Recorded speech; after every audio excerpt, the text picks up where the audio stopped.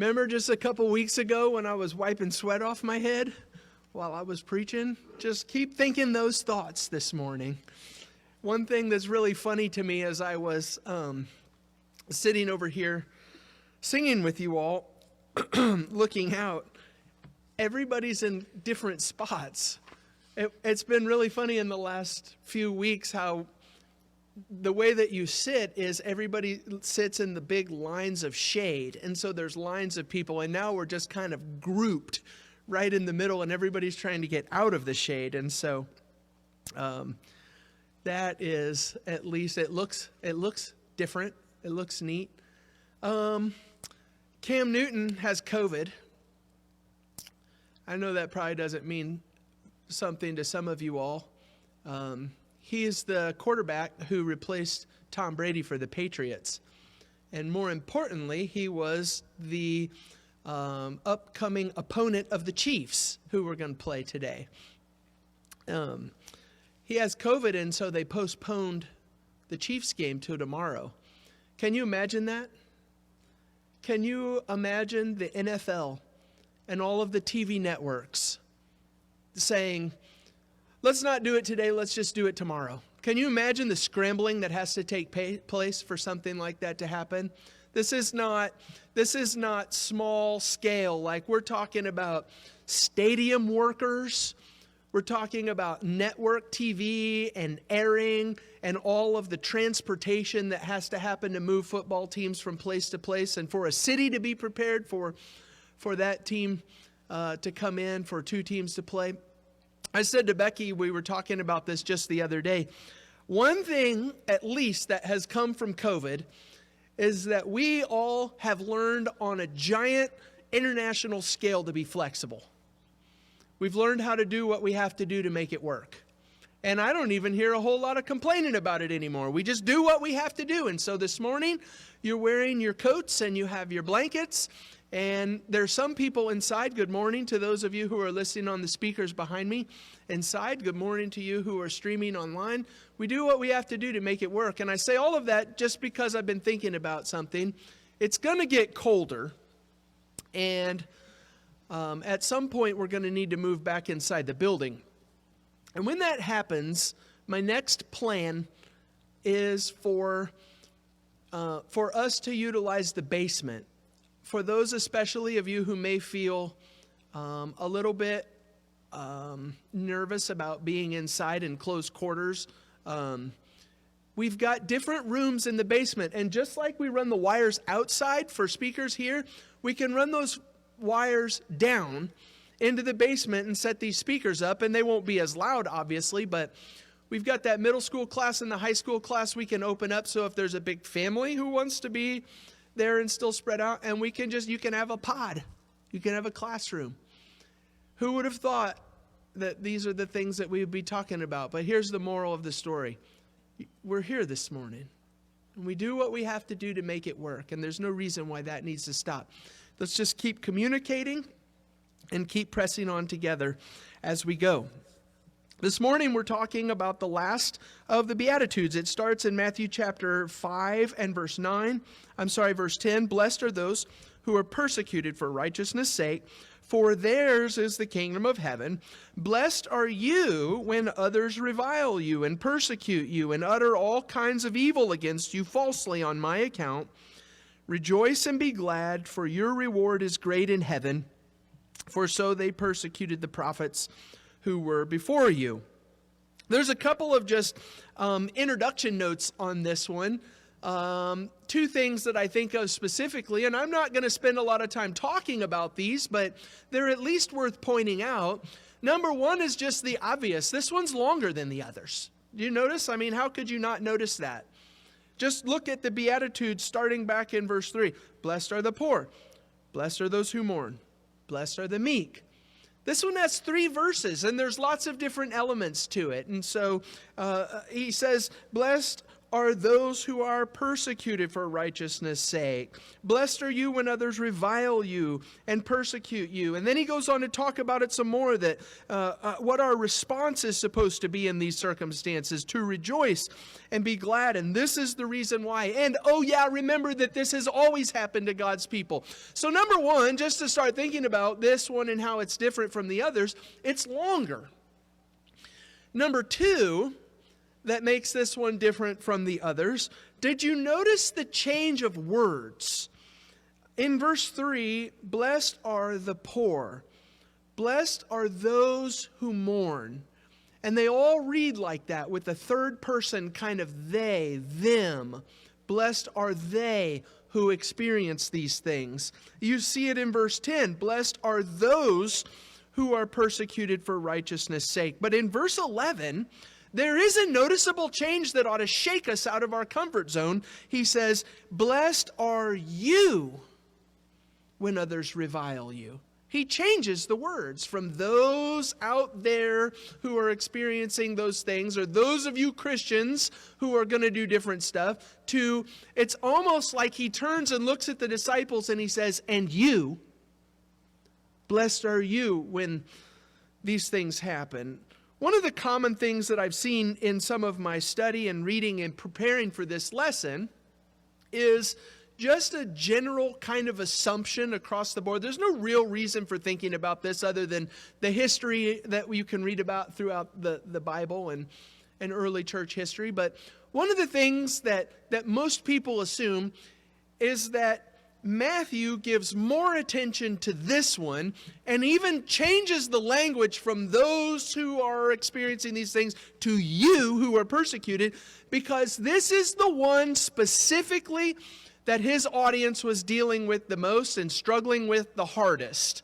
And that's not really hard to imagine. It's easy to talk in giant platitudes and say things like, I'm not better than anybody else. We need to be poor in spirit, and meekness and mourning over the sin of the world, versus Jesus turning and looking at you and saying something like this.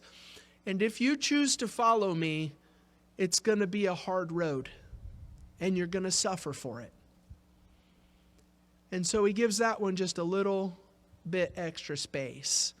And he changes the world from those who are blessed to you.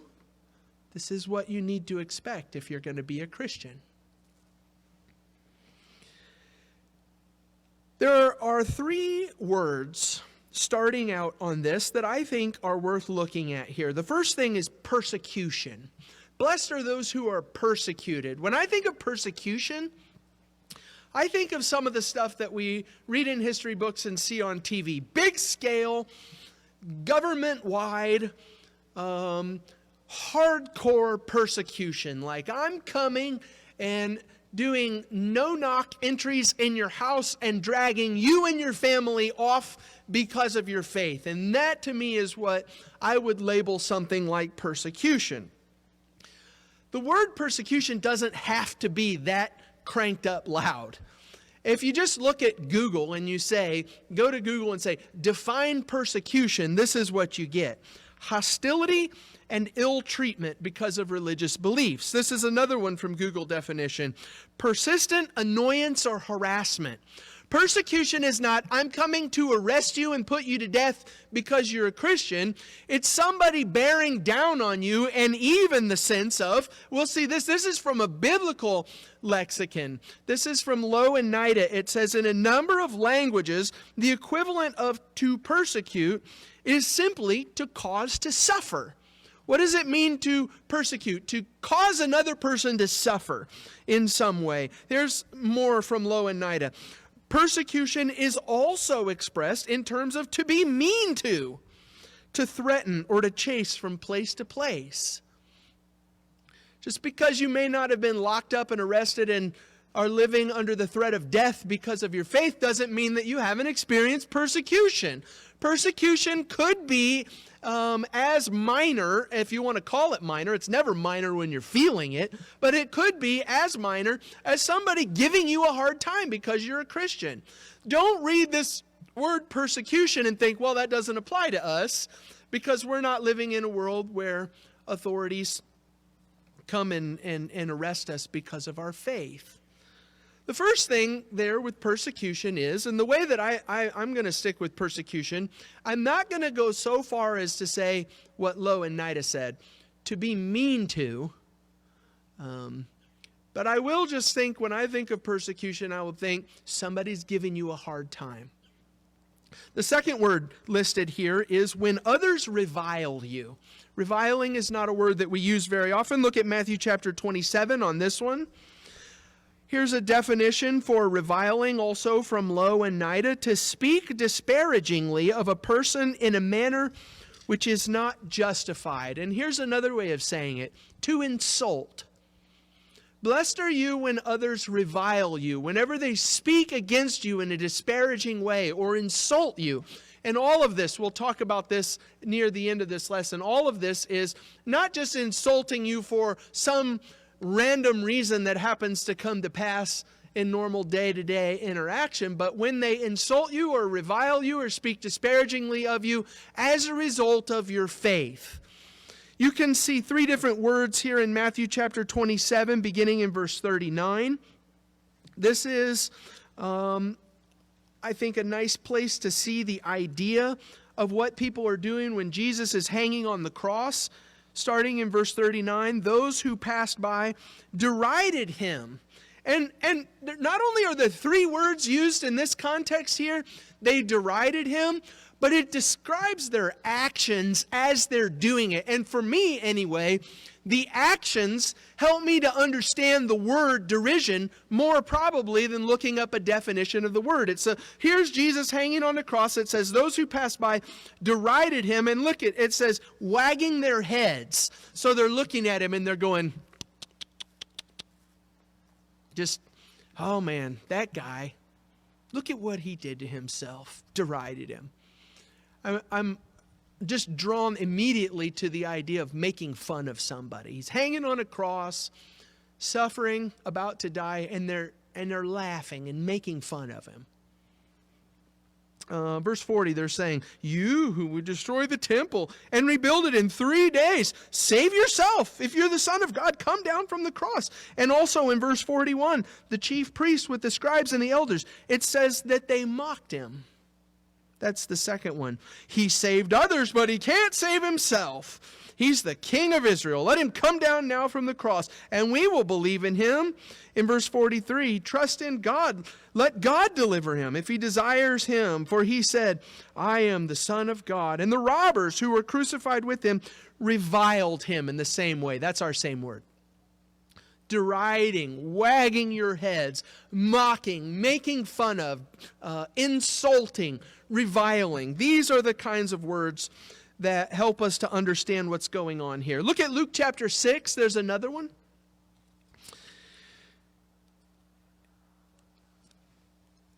In Luke's version of the Beatitudes, he paints a picture of this same conversation for us.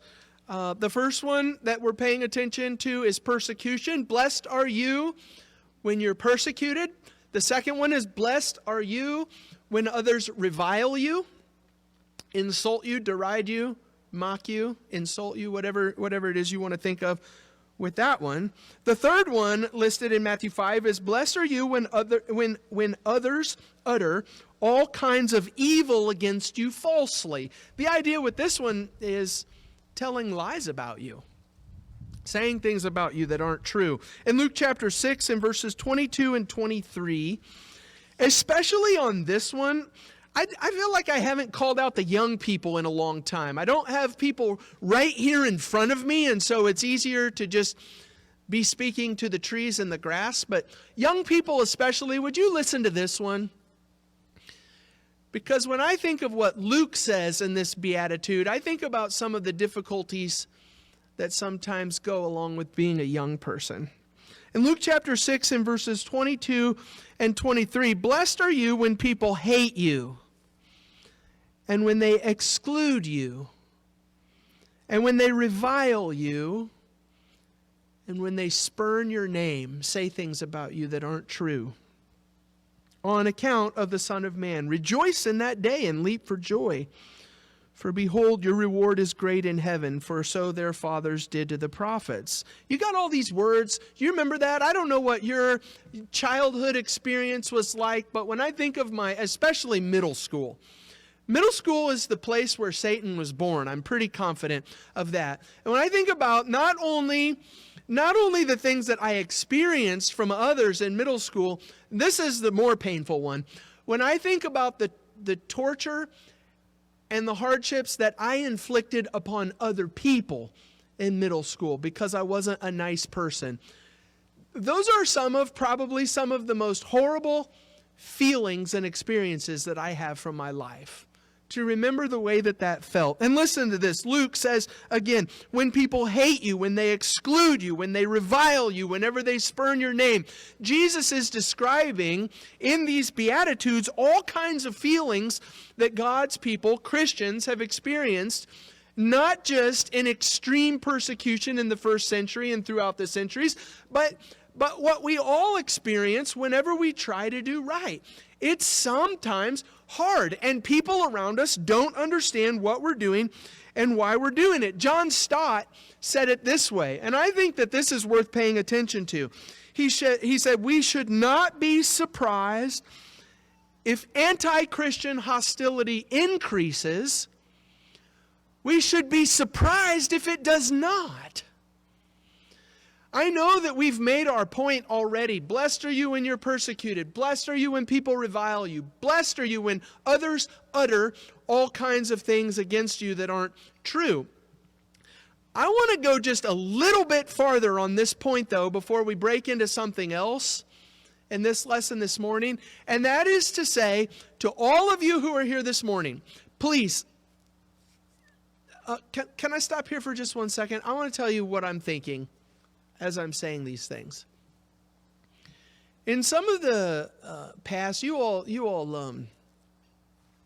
don't give me a hard time about this. And I'm very grateful for that, because I think you all are on the same page with me. I think we're on the same page together about teaching and preaching. But it seems to be a hobby of preachers and other people when they teach and preach, like a favorite pastime, to talk about all of the things that all of those people are doing wrong.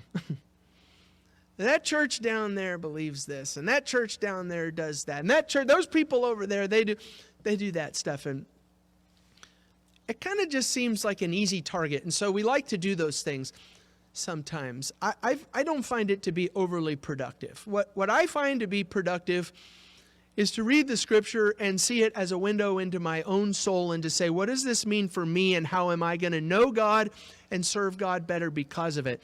I do not want you to mistake that for not being what we would maybe call hard preaching.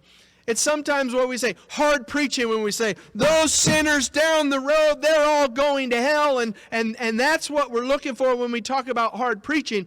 If you want to just ask my opinion, which I know nobody has, hard preaching is when we read things difficult in the scripture that says, you know what, that's going to probably take me a lifetime to figure that out.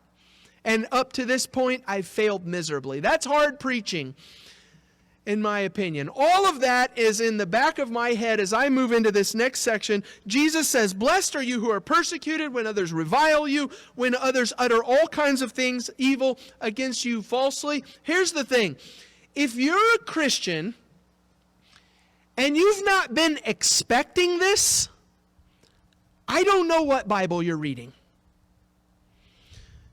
If you're a person who has been a Christian for a long period of time, or maybe you're sitting there right now and you're not a Christian, and you're thinking, you know what, at some point in my life, I would like to devote my life to Christ. This is something worth thinking about, and I'm not trying to discourage you in any way. I'm not trying to put anybody down for what you may have thought or what you may have experienced in your life. But here's the thing. Throughout the scriptures, Jesus, and even before Jesus, God's people have always experienced hard times. Always. It's not strange that we experience them. It's strange that we don't sometimes. And one of the questions that we have to ask ourselves is why? Why don't we experience hard times? Look at some of these things. John chapter 15. Listen, Jesus could not have been any plainer when he was explaining what it meant to be a disciple of Christ. In John chapter 15, starting in verse 18, I'm going to read down to verse 21. So they were saying, what does he mean? Oh, sorry, I'm in the wrong chapter there. John 15, 18 to 21. If the world hates you, know that it hated me before it hated you. If you were of the world would love its own. But because you are not of the world, but I chose you out of the world, therefore the world hates you. Remember the word that I said to you. A servant is not greater than his master. If they persecuted me, they will also persecute you. If they kept my word, they will also keep yours. But all these things they will do to you on account of my name, because they do not know him who sent me. How many times have all of us said something along the lines of, there's only been one perfect person in the history of all humanity, and that was Jesus, and people gave him a hard time and killed him for it? If you're walking around shocked and surprised because somebody gives you a hard time because you're a Christian, then the problem is probably that we've not paid enough attention to this. We are going to be looked down upon for our faith. There's all kinds of stuff in the Bible. 2 Timothy 3 and verse 12. I wrote it down. I'm not going to turn there. 2 Timothy 3 and verse 12. All who desire to live a godly life in Christ will be persecuted. This is a when it happens scenario for God's people, not an if it happens scenario. So let's turn to Galatians chapter 6. What I'd like for you to think about as we move through just a couple of examples, and then I'll wrap this up. I know that it's chilly. I'm grateful that you're here with your blankets on. I'm not just going to try to keep you intentionally for a long time, but will you read these passages with me this morning? And don't just read them and criticize the people we're reading about. Would you think about if some of these things have been true about you and maybe your own approach and some of the decisions that you've made and how you've handled your faith? In Galatians chapter 6 and verse 12, Paul is wrapping up this letter, and he says, "It is those who want to make a good showing in the flesh who would force you to be circumcised, and only in order that they may not be persecuted for the cross of Christ." Paul's going around saying this thing to Jewish Christians and to Jewish people who are dealing with Jewish Christians, and he's saying, listen, if you want to be a Gentile and come into the family of God, you don't need to be circumcised. You don't need to be a Jew in order to be a Christian. And the Jewish people who have been raised up in this tradition, who have been circumcised and observed the dietary restrictions and not worked on the Sabbath and sacrificed a lot for their faith, they're looking at all of these Gentiles coming in, and Paul's saying, you don't need to be a Jew in order to be a Christian. And they say, wait a minute, we've done this for thousands of years. How are you going to come on the scene, Paul, and all of a sudden just swipe everything off the table and say it doesn't matter anymore? And Paul is having a major problem with those people that he's dealing with, and they are persecuting him and chasing him out of town because he's saying you don't have to be a Jew in order to be a Christian. And so he says at the end of this letter in Galatians chapter 6, he says, there are some people among us, among you, who are saying you have to be a Jew in order to be a Christian. You have to follow all of these Jewish restrictions. They're not saying it because they believe it. They're saying it because they know that if they go the direction of Paul and argue against it, that their family and their friends and the religious authorities are going to give them a hard time. And so their approach is, let's just go with the flow. Let's just say the thing that's going to make life easiest for us so that we can just get in the stream and nobody's going to give us a hard time. What's the big deal? Just don't eat bacon. What's the big deal? Just circumcise your kids. Just don't work on the Sabbath. If we can all just go with the flow and be a part of this. Listen to it. Read it at verse 12 again, what he says. He says, they're saying these things only in order that they may not be persecuted for the cross of Christ. Have we ever said something for the specific purpose of avoiding trouble, or maybe trying to stay under someone's radar so that we don't have to deal with someone give us a hard time, reviling us, speaking falsely against us? Have we made up our mind and chosen a direction that we're going to go and the things that we're going to do, or maybe the things that we're not going to do, because we're worried about what other people are going to say about us and what other people are going to think about us? Jesus says, first of all, you better expect that kind of hard stuff if you're going to be a Christian. And not only should we expect it, but you see all kinds of criticism because of it in the Bible, where Paul is saying this is not okay for people to be doing the things that they're doing only to fit in and to go along. Look at John chapter 9. This one is disgusting to me. In John chapter 9, I spoke to the young people just a minute ago. I'm going to speak to the parents right now. Can you imagine, parents, can you imagine how desperate you would need to be to just outright throw your kids right under the bus to save your own self?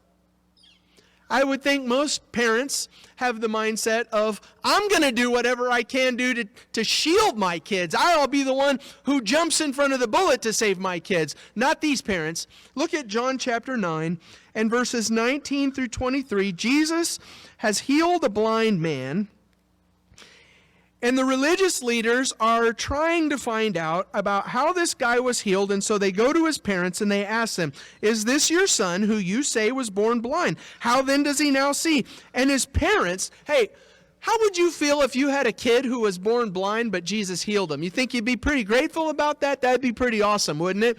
And here's what the parents say. They say, ask him. He's of age. He can speak for himself. Don't bring me into this. This is his problem. He did it to himself. Go deal with him. And you know their attitude in verse 22. His parents said these things because they feared the Jews, for the Jews had already agreed that if anyone should confess Jesus to be Christ, they were to be put out of the synagogue. And so, in order to maintain their good standing with all of their peer group and their friends, they just tossed their kids and Jesus' miraculous work right under the bus. Don't bring us into this. It's not our problem. Does anybody think that's okay? It's not just the parents who did it to their kids. There's all kinds of religious leaders. In John chapter 12, just flip over a couple of chapters. John chapter 12, in verses 42 and 43, John says, many even of the authorities believed in Jesus, but for fear of the Pharisees, they did not confess it, so that they would not be put out of the synagogue. For they love the glory that comes from man more than the glory that comes from God. There's a show that you can watch for free. I watch it. There's an app on my iPad. It's called The Chosen. I don't normally enjoy religious shows. It's not like I have some sort of religious opposition to them. I just normally think they're not very well done, and I don't like them. The Chosen is a good one. I watched it, the whole season 1 in one Saturday. I really enjoyed it. And I think maybe one of the best things that they did in this show was their portrayal of Nicodemus. He's a major character in season 1 of The Chosen. And you remember Nicodemus, who it says in John's gospel 3 different times that he came to Jesus by night. It's not just because that's not when he was doing anything else. It's because he didn't want to be seen by anybody, coming to Jesus and talking to him. And Jesus is talking to Nicodemus, and they're sitting by the lamp at night one time, and he's saying, come and follow me, Nicodemus. And Nicodemus believes, and he wants to follow Jesus. And Jesus says, I'm getting ready to leave town. Nicodemus, come and meet me at this spot, and we're all going to meet, and then we're going to leave. And this is the way that season 1 comes to an end. Nicodemus is standing behind the corner, and Jesus and his disciples are all gathering, and they walk off, and Nicodemus is standing there, and he is just sobbing, crying, because he wants so badly, he believes in Jesus, and he wants so badly to follow Jesus because he knows this is the right thing to do for me. But he's dealing with his wife who doesn't want to leave her lifestyle, and he's dealing with his position among the Pharisees, and they're giving him a hard time. Do you also want to believe that Jesus is the Son of God? And he's just crying, and you feel his hurt. And Jesus turns around and looks at him in this show, and he sees him behind the corner, and he just feels so sad because Nicodemus has chosen the world and the easy life over the difficulty and what goes with eternal life and following Jesus. You realize the book of Revelation is almost entirely about this subject. I'm not going to read all of the examples. I promise I'm almost done. But can we just look at one? Look at Revelation chapter 2. Just to see some of the circumstances that God's people have always dealt with and that we should expect to deal with if we're going to be faithful to the Lord and to do the Lord's things.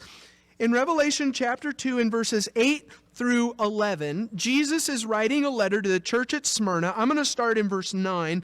He says, I know your tribulation and your poverty, but you are rich. He's saying spiritually you have everything that you need. But your life is hard, tribulation, and specifically, it's not just that this is the social strata that this group of people live in. Their poverty is a result of their faith. And Jesus says, I know you're suffering because of your faith. I know the slander of those who say that they are Jews and are not, but are of the synagogue of Satan. Jesus says, do not fear what you're about to suffer. Behold, the devil is about to throw some of you into prison that you may be tested, and for 10 days you will have tribulation. Be faithful even unto death, and I will give you the crown of life. From the very start of the Bible story, the plea for God's people have been to take up their cross. You understand when you talk about the cross, it's not saying some kind of symbolic thing. The cross is the means by which we're going to be put to death, just like Jesus. Take up your cross. This is going to be a death sentence for some. And Jesus says, follow me.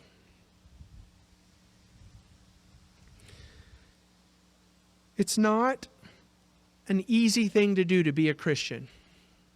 It's not sometimes a pleasant thing to do to be a Christian. But Jesus says, blessed are those. And I think after thinking about this one a little bit more, we can understand why he gives this a little bit more time and changes the words from those. Blessed are those, not blessed are those. He says, blessed are you who are persecuted. Blessed are you when others revile you and utter all kinds of evil falsely on his account. Rejoice and be glad, for your reward is great in heaven. For so they persecuted the prophets who were before you. If you're here this morning and you're not a Christian, I don't ever want anybody to think that the invitation is to come up and to become a Christian because your life is just going to be so much easier from this point forward. It is in many ways better. I'm not trying to say that Christianity is such this horrible, negative, downer thing. My life is better because I'm a Christian. But it's not better because it's easier, and it's certainly not a gospel of health and wealth. But if you know the great value, the eternal value of what it means to be a child of God, Jesus says, for great is their reward in heaven. And you're willing to give up everything, even your life, for the cause of Christ. Or if you're a Christian and you're sitting here today and you've been like some of these people in Galatians chapter 6, or like the parents in John chapter 9, or like the religious leaders in John chapter 12, or like some of those who failed throughout the book of Revelation and compromised themselves. Maybe you're sitting here today and you're a Christian and you've chosen in many ways to take the easy road. I would hope that the Word of God has sunk deep into your heart this morning and you're willing to say, being a Christian is sometimes hard, but it's worth it, and I'm going to start doing the hard things that people sometimes don't like, and saying the difficult things that sometimes people are not willing to stomach, because being a Christian is worth it. If you're willing to respond to this invitation, come forward. Let us know what we can do for you as together we sing the song of invitation.